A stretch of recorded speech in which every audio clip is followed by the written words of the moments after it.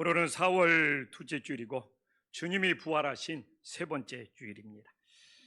오늘 본문에 나오는 헤롯은 성경에 다 헤롯으로 나와요. 그러나 예수님이 태어날 당시에 헤롯 대왕이 아니고 헤롯 대왕의 넷째 아들인 헤롯 안디바에 해당합니다. 그래서 그의 아버지 헤롯 대왕은 죽고 헤롯 안디바가 분봉왕으로서 갈릴리와 베레아 지역을 이렇게 분할해서 통치하고 있었죠. 헤롯 안디바의 이복형은 헤롯 아켈라오, 굉장히 잔인했죠. 이 헤롯 아켈라오가 유대와 예루살렘과 사마리아 지역을 다스렸고, 또 헤롯 안디바의 바로 친동생 이 다섯째가 갈릴리 동북쪽 위쪽으로 다스려서 헤롯 대왕이 죽은 이후에 이 유대 팔레스틴은 그의 아들이 세 지역으로 분할해서 통치했기 때문에 분봉왕으로 부르고 있습니다. 근데 오늘 이 넷째 아들 헤롯 안디바가 세례 요한과 연관이 되었음을 보여주고 있는데, 이 헤롯 안디바는 인간의 양면성을 성경에서 가장 잘 보여주고 있어요. 아마 오늘 예배를 드린 우리도 헤롯 안디바처럼 모두 다 양면성을 가지고 있을 겁니다. 그래서 오늘 20절에 보면 이 헤롯 안디바는 세례 요한의 말씀도 잘 듣고 세례 요한을 의롭고 거룩하다고 인정하는 밝은 부분, 긍정적인 부분이 있어요. 근데 또 이 헤롯 안디바는 결국 자신을 과시하기 위해서, 자신이 왕이라는 권력을 지니고 있다는 것을 보여주기 위해서 세례 요한을 목베어 죽이는 것을 우리들에게 보여주고 있습니다. 그런데 이런 헤롯 안디바의 심리를 살펴볼 때 하얀색의 밝은 면과 검은색의 어두운 면이 함께하고 있는 양면성을 보여주고 있어요. 그래서 어떻게 보면 오늘도 우리 안에는 헤롯 안디바처럼 주님의 빛과 사단의 어둠이 우리 안에서 영적 싸움을 벌이고 있는 것이죠. 그래서 우리가 기도하는 이유도, 성경 말씀을 보는 이유도, 예배하는 이유도 주님의 빛이 어둠을 몰아내고 영적 싸움에서 그래도 승리하려고 우리들이 몸부림치고 있음을 깨달으시기를 간절히 소망합니다. 근데 오늘 중요한 것은 뭡니까? 결국은 헤롯 안디바는 이 어두운 면이 밝은 면을 지배하고 결국 멸망의 길로 갔다는 것이죠. 그래서 오늘 말씀을 통하여 왜 헤롯은 밝은 면도 있고 어두운 면도 있는데 왜 어둠이 헤롯을 지배하게 되었는지를 깨닫고, 우리도 신앙생활하면서 무엇이 나를 지배하고 있느냐 이거죠. 우리는 어둠에 지배당하지 아니하고 주님의 빛에 지배를 당하고 인도함을 받을 수 있는 하나님의 자녀, 주님의 자녀들이 될 수 있기를 간절히 소망합니다. 그러면 오늘 우리는 본문을 통하여 헤롯 안디바가 양면성을 지니고 있으니까 왜 어두운 면이 헤롯 안디바를 지배할 수밖에 없었는지를 깨달을 때 우리가 영적 싸움에서 승리할 수 있는 길을 찾을 수 있기를 간절히 소망합니다. 그래서 오늘 20절에 보면 헤롯 안디바는 세례 요한을 의롭고 거룩한 사람으로 인정하고 존경을 했어요. 이거 대단한 안목입니다. 사실 헤롯 안디바는 사람을 볼 줄 아는 안목을 지니고 있어요. 사실 세례 요한은 외모로는 굉장히 초라한 사람입니다. 광야에서 약대 털옷을 입고 가죽들을 메고 메뚜기 석청을 먹고 살기 때문에 외모를 보면 볼품이 없는데, 세례 요한의 외모를 보고 판단하는 것이 아니라 그의 신앙의 인격, 그가 의롭고 거룩한 사람이라는 것을 인정하고 존경했다. 이 정도도 상당한 사람입니다. 우리 성도님들은 사람의 외모를 보고 판단합니까? 아니면 그 사람의 인격을 보고 판단합니까? 둘 다 본다고요? 그런데 이제 여기서 중요한 거 있어요.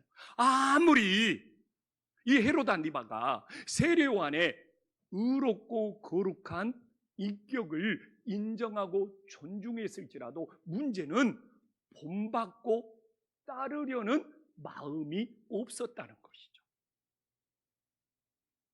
이게 바로 어둠의 지배를 받을 수밖에 없는 굉장히 중요한 이유가 되는 거예요. 그러니까 오늘도 여기 와서 찬양도 부르고 기도도 하고 예배하면서 예수님을 구원자로 인정하고 높일지라도 헤롯 안디바처럼 우리가 예수님의 제자가 되어서 예수님을 따르려고 하는 마음이 없다면 우리는 영적 싸움에서 승리할 수 없다는 것이죠. 그래서 저는 인정을 해요. 우리가 예수님을 완전히 본받을 수 있습니까? 예수님을 완전히 따를 수 있습니까? 우리는 연약해서 그럴 수는 없어요. 그러나 우리가 어둠의 지배를 당하지 않고 주님의 빛에 이끌림을 받으려고 하면은 오늘 우리가 예수님을 찬양하고 높이는 거로만 끝나지 않고 그 예수님을 본받으려고 하고 예수님의 제자가 되어서 따르려고 하는 믿음이 있을 때 영적 싸움에서 승리할 수 있지 않습니까? 오늘 성가대 찬양 얼마나 은혜스럽습니까?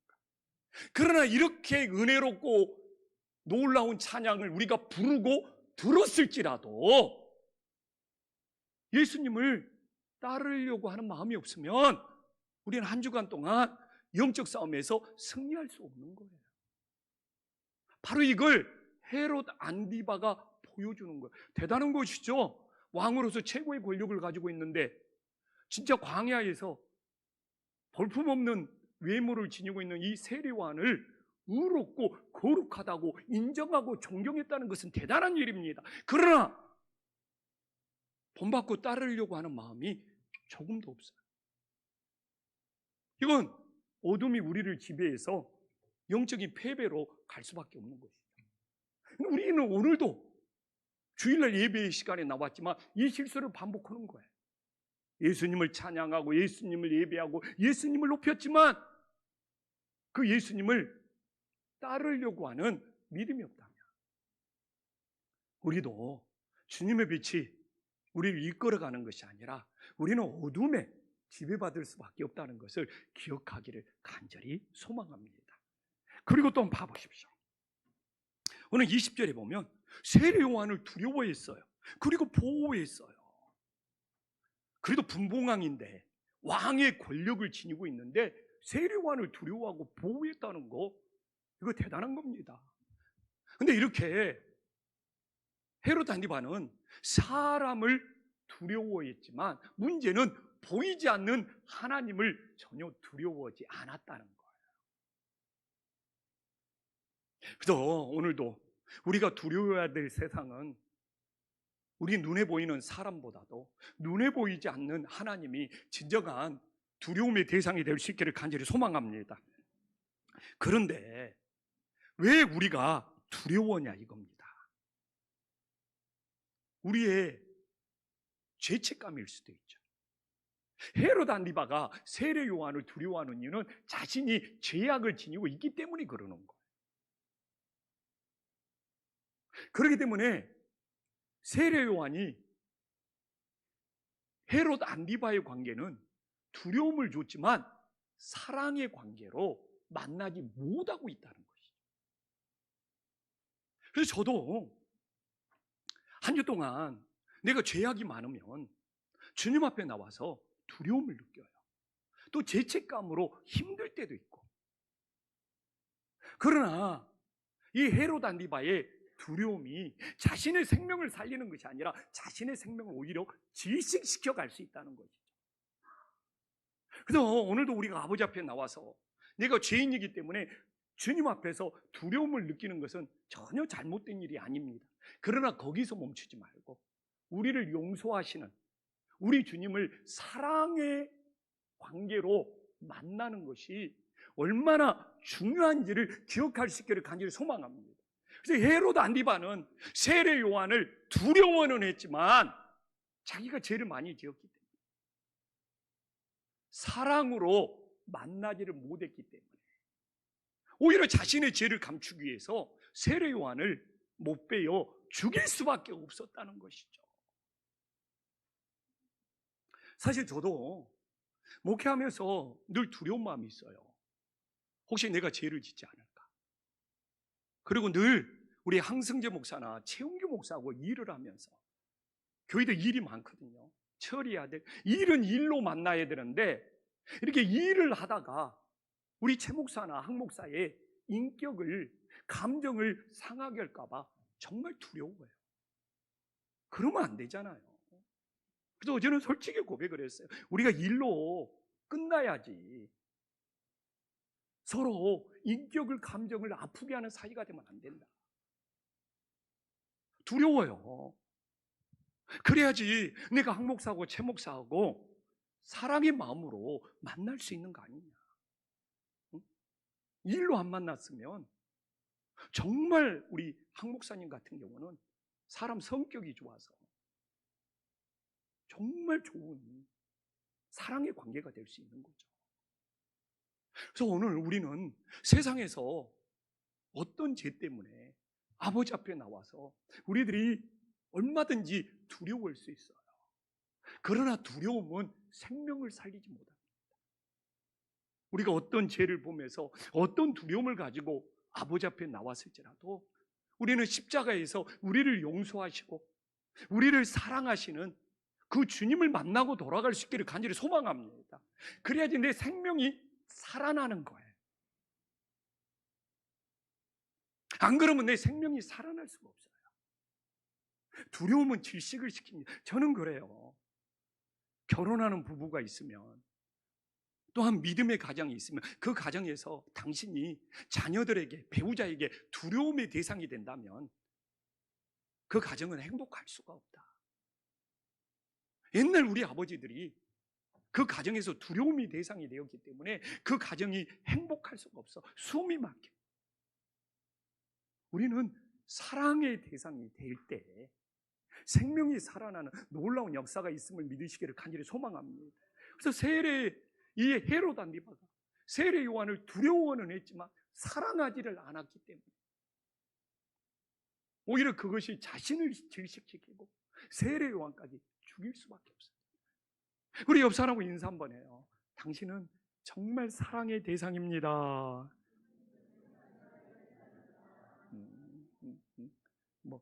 뭐 인상이 안 좋아서 두려움의 대상이에요? 또한 봐보십시오. 이렇게 우리가 거룩함과 의로움을 인정했지만 따르려는 본받는 믿음이 없으니까 실패하잖아요. 아무리 두려워해도 사랑의 마음이 없으니까 실패하잖아요. 또 하나는 뭡니까? 오늘 20절에 보면 그의 말씀을 들을 때 크게 번민하면서도 달갑게 들었다고 합니다. 이거 대단한 거예요. 오늘도 우리 성도님들이 주님의 말씀을 들으면서 헤롯 안디바처럼 반응을 해주면 정말 좋은 반응, 대단한 반응입니다. 아멘. 근데 문제는 뭐예요? 말씀을 듣고 번민하는 거, 이건 있는데 문제는 회개하는 것이 없다는 거예요. 그래서 주님의 말씀을 듣고 번민하는 것은 가장 주님의 빛과 어둠이 내 안에서 영적인 싸움을 하는 거예요. 그래서 예수님 안 믿던 사람들이 교회를 다니면, 그리고 신앙이 잘하다 보면 저한테 꼭 상담이 들어올 때가 있습니다. 목사님, 교회를 안 다닐 때는 뭐 번민이나 괴롭거나 힘든 일이 없는데 오히려 교회를 다니다 보니까 자기 마음이 복잡하고 더 힘들다는 거예요. 해야 되냐 말아야 되냐. 더 골치가 아프고 그래서 교회를 요새 안 다닐까 지금 다시 생각한다. 교회 다니니까 오히려 머리가 복잡하고 마음이 힘들다는 거예요. 저는 그럴 때 그 신앙이 정상적으로 자라나고 있는 거예요. 예수님을 안 믿던 사람이 당연히 교회를 다니면서 예수님을 믿으면 내 안에서 영적인 싸움이 있는 것이죠. 근데 승부가 나야 돼요. 그래서 주님이 주시는 평안함을 누릴 수가 있어요. 아직 이렇게 헤롯 안디바처럼 번민하고 고민하고 좋은 말씀인 것 같은데 따르기가 힘들다. 내 안에서 최고로 영적인 싸움을 하고 있는 거예요. 승부가 안 나면 여전히 힘들 수밖에 없어요. 그래서 예수님을 믿으면서도 내 안에 평안이 없다면 나는 영적 싸움에서 어느 쪽으로 승부가 났는지를 정말 찾아볼 수 있기를 간절히 소망합니다. 주님의 빛이 나를 찾아와서 내 어둠을 몰아낼 때 우리는 영적인 싸움에서 승부가 나서 주님이 주시는 참된 평안을 정말 누릴 수가 있음을 믿으시기를 간절히 소망합니다. 그래서 헤롯 안디바가 왜 어둠의 지배를 당할 수밖에 없습니다. 그래서 우리 성도님들 혹시라도 나도 예수님을 막 인정하고 높이는데 그 예수님 따르려는 마음이 없으면 신앙은 오히려 어둠에 끌려갈 수 있고 우리가 막 주님을 막 내 죄 때문에 두려워하는 것 같은데 사랑으로 용서받지 못하면 우리는 신앙이 실패할 수밖에 없어요. 정말 하나님의 말씀 달갑게 듣고 하나님의 말씀 잘 듣고 하나님의 말씀 번민도 하지만 이게 회개하는 것이 없다면 헤롯 안디바처럼 우리들의 신앙은 무너질 수밖에 없다는 것을 다시 한번 깨달을 수 있기를 간절히 소망합니다. 그럼 오늘 본문을 보면 헤롯 안디바가 막 말씀도 잘 듣고 두려워도 하고 그러나 그의 결론은 뭡니까? 그의 열매는 뭡니까? 세례 요한을 못 배워 죽였다는 거잖아요. 그러니까 우리가 과정도 중요하지만 우리 인생의 끝까지 하나님 안에서 아름다운 열매를 맺는 것이 얼마나 소중한 줄을 기억하기를 간절히 소망합니다. 잘해오다가 정말 나이가 들어가면서 인생의 연륜이 쌓이면서 오히려 신앙이 무너지거나 흔들리거나 망쳐버리는 분들도 많이 보게 된다는 것이죠.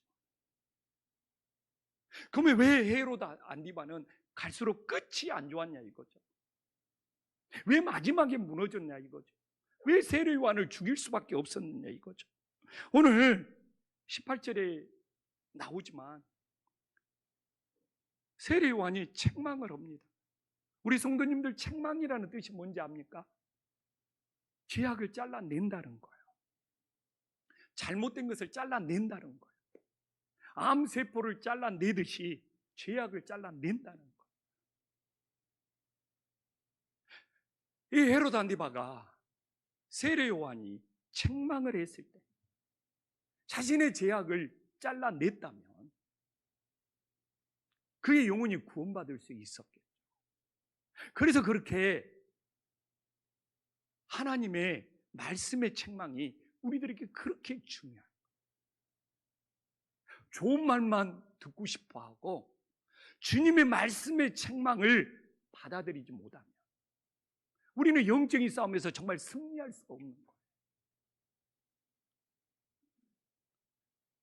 그런데 도대체 헤롯 가문은 왜 이렇게 헤로디아하고 결혼하려고 왜 이렇게 난리법석이 났댔대?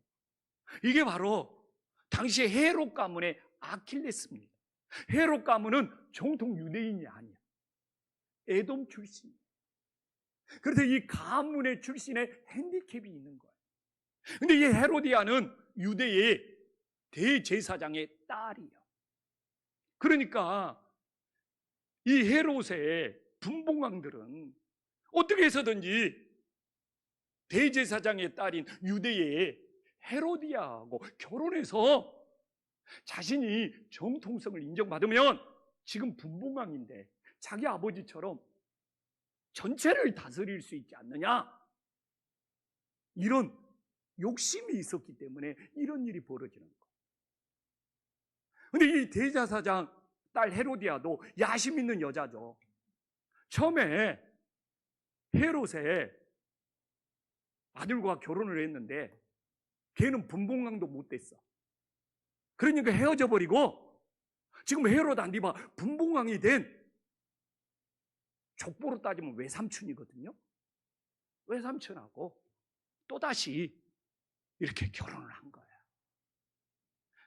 근데 동생 헤롯 빌립도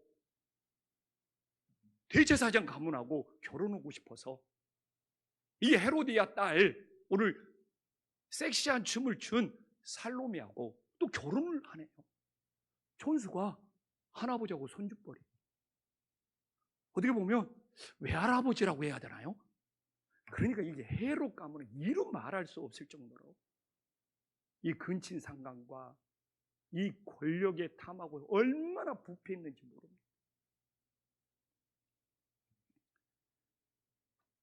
그런데 이 좋은 책망 앞에서 헤롯 안디바가 꼬리 자르기식의 신용을 했답니다. 근데 문제는 뭐냐? 뿌리를 도려내지 못해요. 그래서 우리도 오늘도 많은 분들이 신앙생활을 하면서 회개도 한 것 같아. 주님 앞에 기도도 해.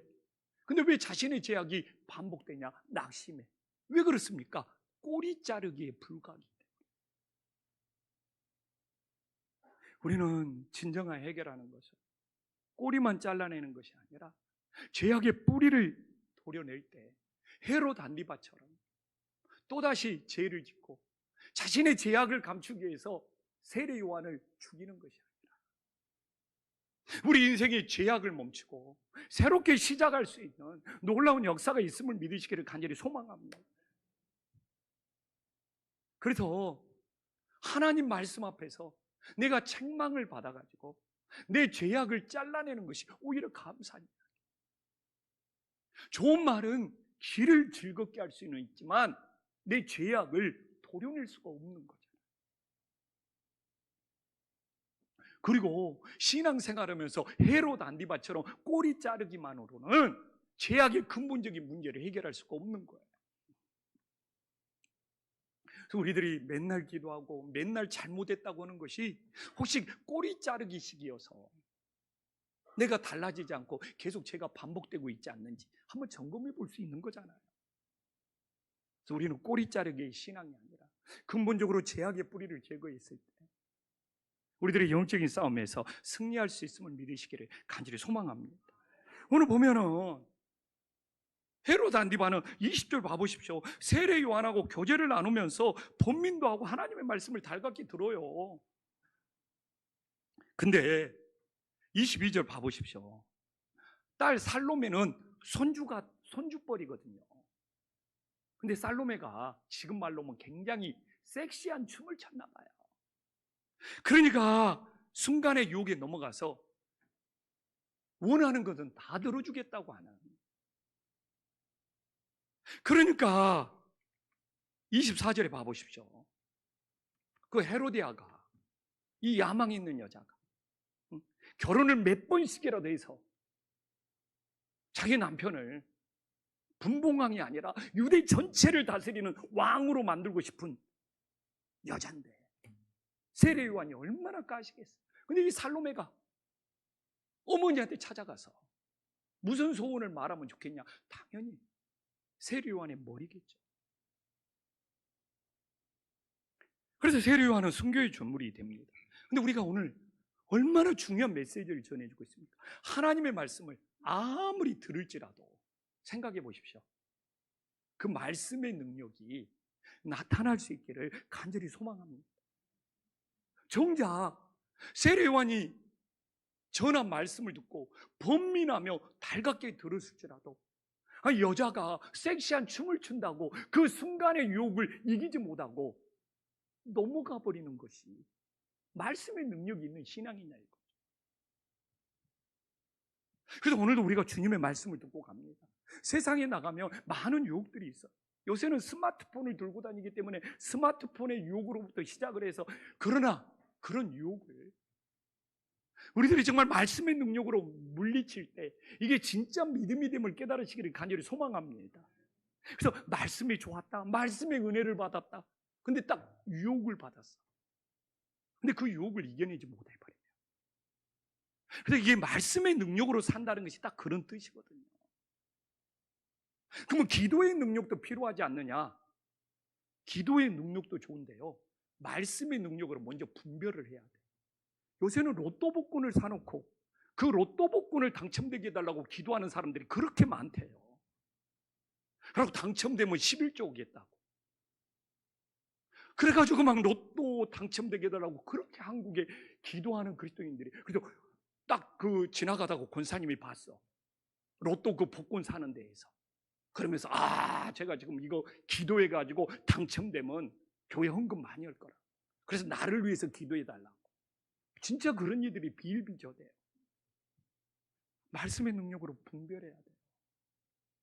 그건 목숨 걸고 기도해도, 금식하고 기도해도 하나님의 뜻이 아니고 오히려 유혹에 넘어간다는 것을 깨달으시기를 간절히 소망합니다. 그래서 말씀의 능력이 필요한 거예요. 말씀의 능력으로 분별한 다음에 올바른 기도를 해야지 진정한 기도가 됨을 믿으시기를 간절히 소망합니다. 그래서 늘 말씀 없는 기도는 오히려 그 기도가 자기 욕심을 채우는 기복적인 기도가 되어서 유혹에 넘어가 버리는 기도가 될 수 있는 거예요. 그래서 기독교에는 이 말씀으로 기준을 잡는 것이 그렇게 중요한 거예요.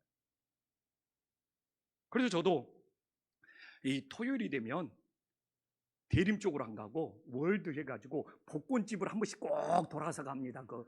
그 있잖아요, 컴포즈 커피 앞에 그 복권집을, 우리 혹시 권사님이나 장로님이나 집사님들 서 있나 한번 돌아갑니다. 딱 들키면 민망해갖고, 목사님 기도해 주세요, 저 헌금 많이 할게요. 네, 그럼 제가 아멘 안 할 거예요. 그리고 꼭 토요일 날은 거리 한 번씩 돌아. 다른 날은 대림으로 내려가는데 토요일 날은 그 복권집 앞으로 들어가. 와, 근데 놀라. 아니, 사람들 왜 이렇게 줄이 많이 서 있어요? 정말 줄 많이 서 있어요.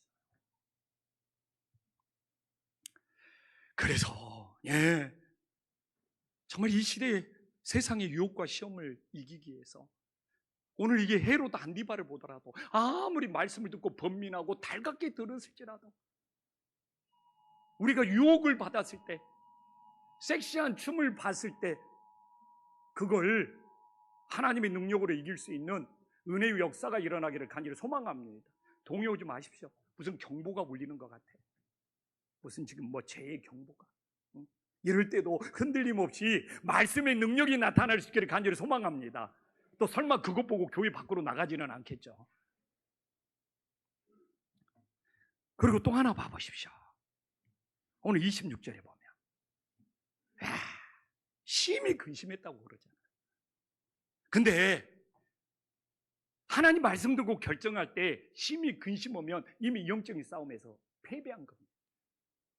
믿음의 조상들은, 아브라함은, 믿음의 손자들은 설사 아들 이삭을 바쳐라을 때도 심히 근심하지 않고 근심하기 전에 먼저 순종함으로써 영적인 싸움에서 승리했음을 믿으시기를 간절히 소망합니다. 이게 저도 하나님의 말씀을 듣고 내가 10개를 해야 되겠다 딱 다짐을 했는데 근심에 들어가면 자꾸 줄어들어. 타협하게 돼. 그리고 심히 근심하면 나중에 하지. 진짜 그렇습니다. 그래서 우리가 영적인 싸움에서 승리하기 위해서는 헤롯 안디바처럼 심히 근심하는 것이 깊어지면 깊어질수록 타협하게 되고 미루거나 포기하는 것이 우리들의 심리입니다. 그래서 하나님 앞에 순종은 근심 전에 결정이 되었을 때 흔들리지 않고, 우리가 아브라함을 보더라도 믿음의 조상들을 보더라도 다 근심 전에 하나님 앞에 순종의 역사가 일어났어요. 내가 근심하기 시작했다는 것은 이미 타협하고 있다는 거예요. 그리고 이게 심의로 빠져가 버리면 결국 양파 껍질처럼 하나님 앞에서 남는 것이 없어요. 근데 왜 거절을 못했습니까? 지금 여기서 거절을 못했다고 하는 것은 얼마든지 왕으로서 최고의 권력을 지니고 있었기 때문에 그 유혹을, 그 요청을 거절할 수 있었다는 거예요. 근데 자기 체면 때문에, 자기 자존심 때문에. 오늘 이 본문의 의미가 그거예요. 이 자기가 맹세한 거, 그 앉은 자들 그 앞에서 자신의 자존심, 자신의 체면이 더 중요했다는 거예요. 자신의 체면과 자신의 자존심을 내려놨으면 얼마든지 거절할 수 있는 권세가 있었다는 것을 보여주고 있는 거예요. 그래서 우리가 주님을 따른다는 것은 오늘도 내 자존심과 내 체면을 십자가에 못 박고 예수 그리스도가 왕이 되어서 근심 없이 순종하는 것이 주님을 따르는 믿음이 되기를 간절히 소망합니다.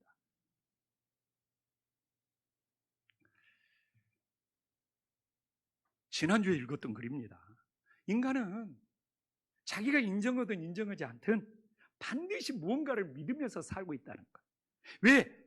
인간의 심리 자체가 무언가를 믿지 않으면 불안하답니다. 그래서 아무것도 믿지 않는다라는 말은 도저히 성립될 수가 없다는 겁니다. 그래서 믿음의 선택권은 두 가지가 있는데 나를 믿느냐 아니면 내가 아닌 다른 것을 믿느냐의 문제라는 거예요. 어떤 사람들은 자기를 믿고 살아간다는 사람이 있고 어떤 사람은 내가 아니라 다른 거, 그게 돈이 될 수도 있고 권력이 될 수도 있고 우상이 될 수도 있고 뭔가 다른 것을 믿고 살아간다는 거예요. 믿지 않는 사람은 없다는 거예요. 자기 노후 보장을 보면은 자기가 무엇을 믿고 살아간지가 눈에 확연하게 드러난다는 것이죠. 근데 자기 자신을 믿는 것은 사단의 유혹에 이미 넘어간 거예요. 아담과 하와가 타락할 때 사단의 유혹은 너 자신이 하나님이 되어라는 거예요. 내 자신이 하나님이 된다는 것은 내 자신을 믿고 내 자신이 통치하고 내 자신이 다스리면서 살아간다는 거예요. 이미 사단의 유혹에 넘어가는 거예요. 그러면 자신을 믿지 않는다면 우리는 뭔가 다른 것을 믿고 있다는 것이죠. 근데 오늘 여기 나온 사람들은 자신을 믿지 않겠다고, 자신이 아니라 예수님을 믿겠다고 나온 사람이 됨을 믿으시기를 간절히 소망합니다. 그래서 사도행전 4장 12절에 보면 우리는 다른 것을 믿으면 안 돼요. 오직 예수님을 믿어야 돼요. 오직 예수님을 믿어야 돼요. 저는요, 목회를 하면 할수록 내 자신을 믿을 수가 없어요. 코로나가 준 최고의 은혜는 내가 하고 싶어도 안 될 수가 있구나. 내 자신대로 안 된다는 거예요. 오늘도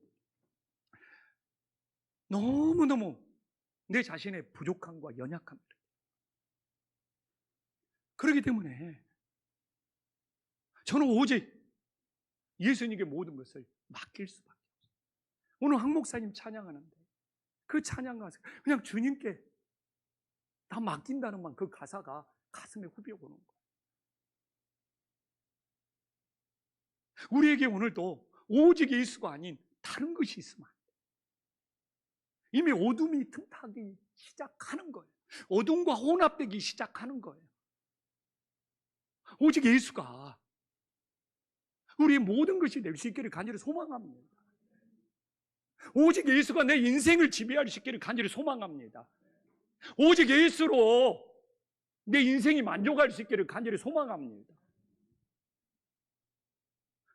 우리 자신을 믿을 수가 없잖아요. 우리 자신을 믿겠다고 하면 이미 사단의 속삭임에 넘어간 거예요. 그래서 순종과 믿음을 연결시키면 이게 증명이 돼야 돼요. 이게 증명이 돼야 돼요. 하나님께 순종하는 것이 나를 안 믿는 거예요. 하나님께 불순종하면 자신도 모르게 자기 자신을 믿고 있는 거예요. 이게 순종과 믿음이 결합한 거예요.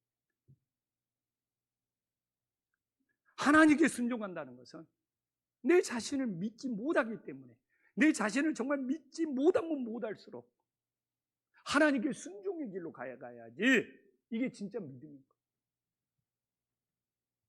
말로는 막 주여 하면서 베리벨 이야기를 할지라도 불순종하고 있다면 자기 자신을 믿고 있는 거라는 거예요. 우리 성도님들은 어떤 삶을 살고 있습니까? 우리는 헤롯 안디바의 이 양면성에서 벗어날 수 있는 인간이 아무도 없어요. 그러나 주님의 빛이 나를 지배하느냐? 사단의 어둠이 나를 지배하느냐? 이것 때문에 우리는 매일매일 영적 싸움을 하고 살아가는데 승부를 결판 내십시오. 승부가 결정이 안 나면 예수님 믿는 것이 괴로울 수 있어요.